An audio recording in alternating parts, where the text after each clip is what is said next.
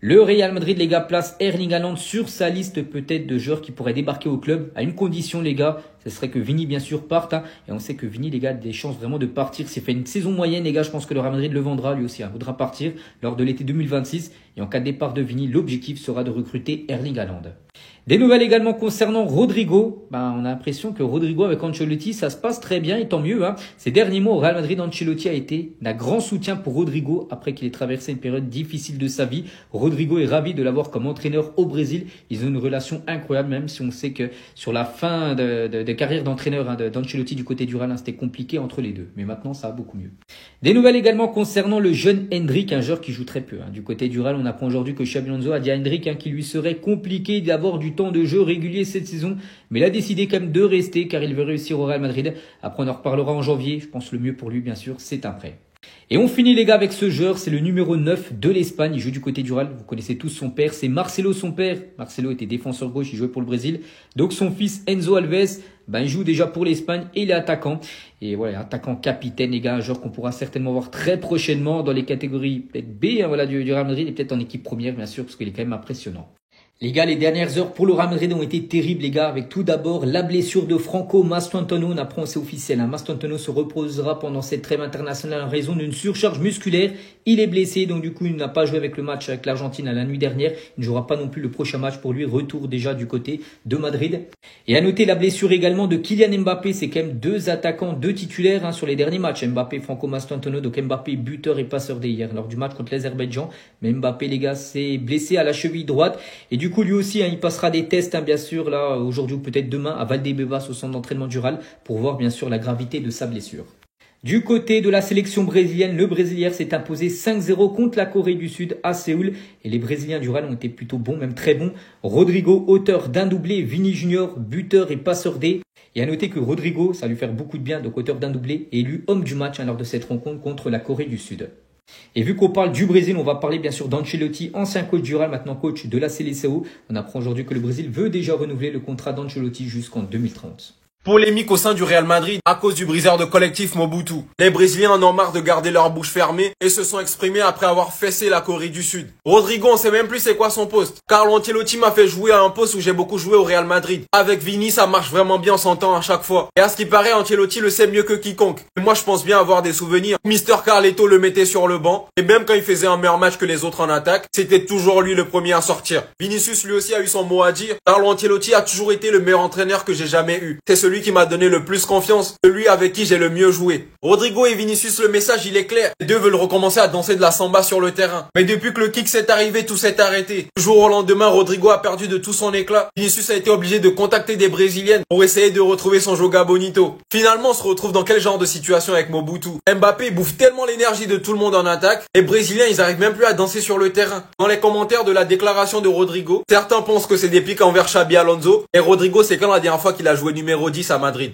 Mobutu, laisse nos Brésiliens danser, s'il te plaît. On aime bien tout ça, là, t'es trop fort, mon gars. Mais essaie de mettre nos Brésiliens en condition, s'il te plaît, parce que quand ils dansent la samba... En fait, lui, c'est vraiment un gros problème. J'essaye de me rassurer, mais là, ce que je vois, Erling Haaland devient le buteur à franchir la barre des 50 buts le plus rapidement possible en sélection, sortant notamment un nouveau triplé aujourd'hui contre l'Israël, et affichant tout simplement 19 buts en 12 matchs cette saison. Mis à part le double penalty manqué, la performance est monstrueuse. Ça respectait tellement pas l'adversaire que c'était à base de dunk sur leur propre tête. Et moi qui pensais qu'on l'aurait pas vu aussitôt, méfiez-vous de lui cette saison pour le Ballon d'Or. La seule chose qui me rassure actuellement sur Mbappé, c'est de savoir que ce mec joue pour la Norvège et de savoir notamment qu'à tout moment il peut flop pour la Coupe du Monde. Même si sur un court parcours, on sait que tout peut se passer. Et avec City, bien évidemment, on sait qu'ils peuvent toujours prendre une Ligue des Champions même si ça va pas top en championnat. Mais ce mec est au final littéralement beaucoup trop boosté. Je pensais avoir vu le summum niveau finition avec Cristiano Ronaldo.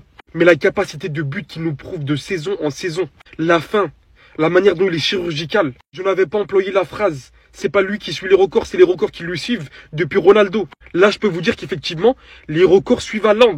Il est tout simplement inarrêtable.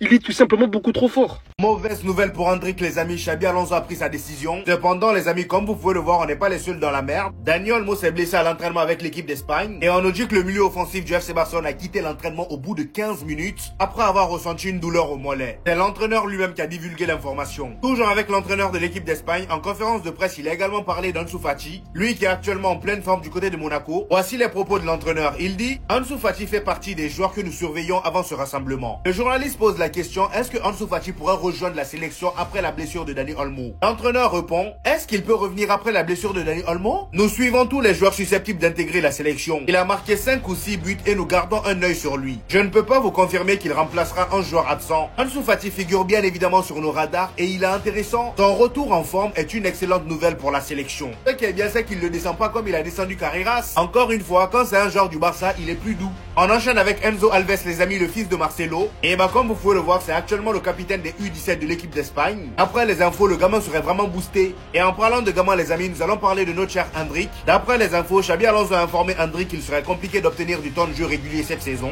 Et on nous dit qu'Hendrik est resté car son objectif est de réussir à s'imposer au Real Madrid. Malheureusement, j'ai envie de dire, tant que Kylian Mbappé est dans l'équipe, c'est mort pour toi mon ami. Tu pourras peut-être avoir du temps de jeu en tant que remplaçant, mais titulaire indiscutable, là c'est compliqué. Et là, comme vous pouvez le voir, ça va faire 5 mois les amis qu'il n'a pas touché un ballon en compétition officielle. Heureusement que du côté du Brésil, il y a l'entourage d'Hendrik qui dit que Carlo Ancelotti a une forte estime pour lui. Il attend juste que Hendrik regagne un peu de temps de jeu du côté du Real Madrid pour l'appeler au Brésil. Est-ce que je suis le seul? Est-ce que je suis le seul à détester la trêve internationale? Non, parce que le nombre de blessures, j'ai l'impression que les sélectionneurs, ils font exprès en fait. C'est quoi, vous voulez nous nuire? Parce que d'abord, Hussein, maintenant Mbappé et Mastantuono. Déjà qu'on a Trent qui est blessé depuis un moment. Kamavinga qui revient tout juste de blessure. Et il y a encore un match pour l'équipe de France lundi. J'espère qu'il va pas jouer. Parce que je sais pas si vous vous rendez compte, mais le calendrier du Real Madrid en fin octobre, début novembre, il est stratosphérique. On se déplace à Getafe, on reçoit la Juve, on reçoit le Barça, on reçoit Valence. En début novembre, on va à Liverpool. Donc s'il vous plaît les gars, on a besoin de nos joueurs. Et à 100%. Parce que c'est pas avec des news comme ça que je vais être rassuré. Oui, on nous dit que les blessures de Mastantuono et Mbappé sont pas graves. Mais à quel prix? Si c'est pour qu'il joue et qu'il se reblesse juste après, comme soi-disant avec l'équipe de France, il était apte et finalement il a joué et il se reblesse, non merci. Moi, pour ce calendrier, je veux des joueurs à 100%. La pire idée du Real Madrid, c'est d'avoir mis ces deux-là en concurrence. Je vous le jure, on se le pardonnera jamais. Parce qu'avec leur sélection, ils ont brillé. 2 buts pour Rodrigo, 1 but pour Vinicius et une assist pour Vinicius, d'ailleurs qui est pour Rodrigo. Quand ils étaient alignés ensemble, on vivait de très bons moments. Et c'était beau. Et c'était nos meilleurs joueurs. On en était fiers. En parlant de fierté, qu'est-ce que je suis fier de celui-là. 1 but, une passe d'ess contre les U21 de la Norvège. Il est tellement pas respecté. Lui aussi devrait tellement plus jouer. Et en parlant de jouer, un autre qui joue jamais, qui est heureux en sélection. Bon après lui c'est mérité qu'il joue pas, mais ça fait plaisir de le voir avec le sourire. Si on reste sur les bonnes nouvelles, Militao qui a joué 90 minutes et qui a pondu un très bon match. Et également Kamavinga qui fait une excellente entrée avec l'équipe de France. En 20 minutes, il a prouvé qu'il pouvait être titulaire chez les Bleus. Et d'ailleurs chez nous, on l'attend aussi titulaire. Courtois qui lui aussi a été titulaire et a eu un match plutôt tranquille, malgré le match nul de son équipe. Brahim qui a joué 80 minutes autour d'un match moyen. Et Mbappé qui n'en finit plus de stater, qui marque littéralement à tous les matchs. Les gars, Erling Haaland, on peut lui reprocher beaucoup de choses, notamment de ne pas marquer en finale, demi-finale, etc. en Ligue des Champions. Mais il y a un truc où il faut le mettre en avant, c'est que c'est un joueur qui se cache pas avec son pays. Il joue pour une petite sélection qui est la Norvège. La Norvège, depuis 1998, ils n'ont pas été en Coupe du Monde. Et pour le coup, il est à 2 doigts de les ramener parce que la Norvège, on peut voir, ils ont 15 points, ils ont 6 points d'avance sur le deuxième. Et si on prend le tableau des joueurs avec le meilleur ratio en équipe nationale au 21e siècle, Erling Haaland, il est premier, les gars. En 45 matchs, il est impliqué sur 54 buts avec la Norvège. C'est énorme. Il lui fait un ratio de 1,20. Est-ce que vous imaginez? À chaque match, il contribue à 1,20 buts. En 45 matchs avec la Norvège, il a mis 48 buts, les gars. C'est des stats affolantes. D'ailleurs, on reparlera de Neymar dans une future vidéo. Après, c'est vrai que la Norvège, ils ont, entre guillemets, une belle génération. Pour un pays comme eux, d'avoir Odegaard, Sorloth et d'autres joueurs, plus Haaland, c'est énorme. Donc c'est pas que Haaland, mais quand même, en sélection, il fait le boulot. Il porte son équipe, on se souvient tous du jour où il a mis 8 buts en équipe nationale sur un seul match, c'est une folie. En tout cas, ça fait plaisir parce que normalement, si tout se passe bien, on va voir enfin Erling Haaland dans une compétition internationale. On l'a pas vu depuis, à chaque fois il manque les Coupes du Monde ou les Euros. Et là, il sera là. Donc c'est bien parce que ça fait un gros joueur en plus pour la Coupe du Monde 2026.